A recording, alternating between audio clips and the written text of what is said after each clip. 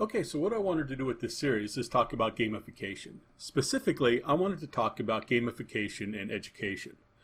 Gamification is more than just points, badges, and leaderboards.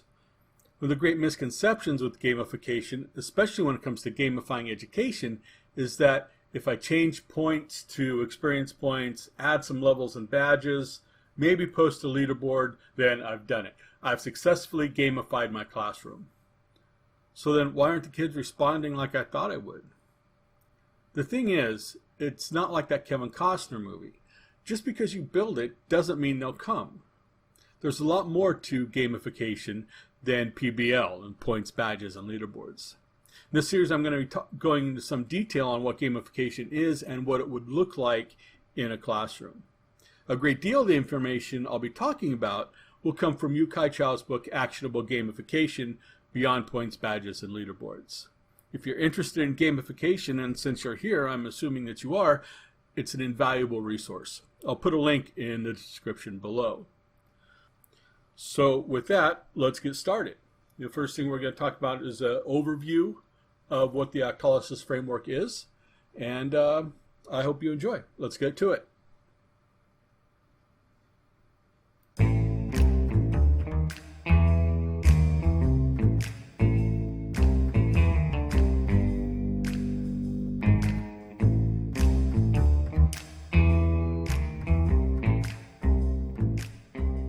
Okay, so like I said, gamification is more than just points, badges, and leaderboards.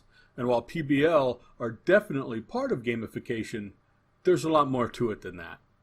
Just like standing in front of a class and saying stuff is part of teaching, there's more to it.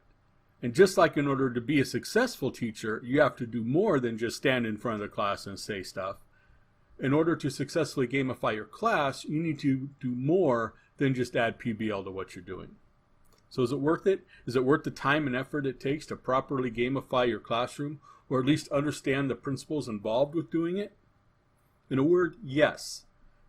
People, not just young people, spend hours and hours and hours playing games. Gaming has, in terms of dollars, outpaced the movie industry for entertainment. How could it not be worthwhile to look at how successful game designers have captured the dollars, and more importantly in our case, the attention of so many people? PBL are an integral part of game design, and that's why you'll see them implemented in a lot of successful games. The thing is, though, you'll also see them in very unsuccessful games as well. So what's the difference? Why do some games with PBL succeed and others fail? There are other aspects to game design than just PBL, and successful game designers understand that and implement them into their games. As teachers trying to gamify our classroom, that's what we need to become, successful game designers. Chou identified 8 aspects or core drives for gamification.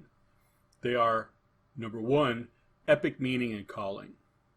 This is where the player believes that they are part of something larger than themselves, taking part in something that's very important. Core drive number 2, empowerment of creativity and feedback. It's where players are allowed to express themselves creatively, offer and receive feedback, which allows them to modify or adjust their actions accordingly. Number 3 is social influence and relatedness. This involves all of the motivating social elements like companionship, competition, or mentorship. Core drive number 4 is unpredictability and curiosity. Being engaged because you're not sure what's going to happen next. The element of chance or randomness. Core drive number 5 is loss and avoidance. This is the desire to avoid something bad from happening, like losing an opportunity if the player doesn't act immediately. Scarcity and impatience is core drive number 6. This is wanting something because you can't have it right away or because that it's rare. Core drive number 7 is ownership and possession. This motivates players that feel they are in control of something and can affect it, whether that's the accumulation of things or directing a process. Finally, core drive number 8 is development and accomplishment. This is the player's desire to achieve mastery and overcome challenges. There's more to the Octalysis framework than just a list of 8 core drives.